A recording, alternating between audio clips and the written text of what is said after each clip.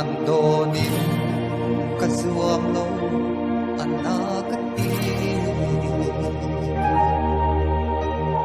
min vei ve tho vin ka ring tin ma sen ton ni her hiang amoi tol tuang in samual tu liang ta vidi vol tin lai na nem tu iting nghe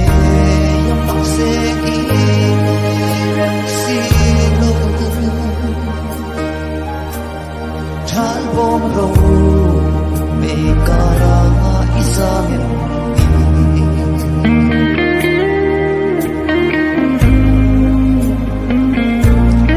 Anen kan sul hun lui vandun kanwa Tukram hul leng kan chua natlang te Kafang chuak nang ton tu i om silo khoi hangai dalam chuang nge iso ta te chuang in samual tu liang kana iti hal tin lai na nem tur hia itling he ma se i rem si lo thal bom ro me kara isa mem ni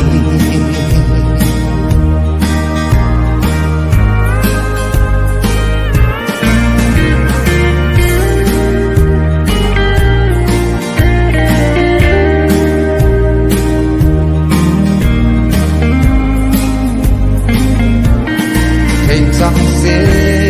quay tê va nam chu ma kia Sang ila nang chung mu lên la e Chu tin chal ko va chu oi tu nin lên tang zel tu i phong tu nam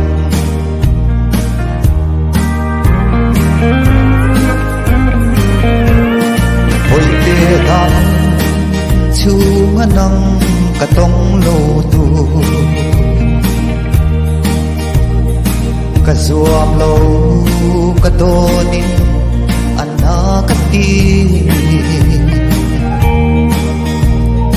ichun le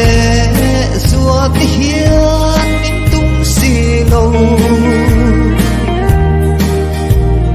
min liang san to mai ro a rem thelo tuang in samual tu liang kana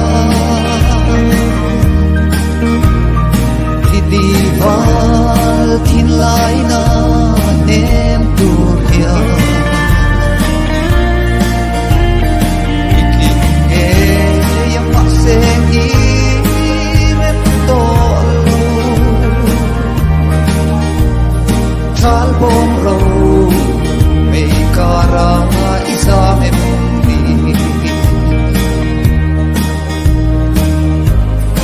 I rem lo nang len kum chuang run mun le min liam san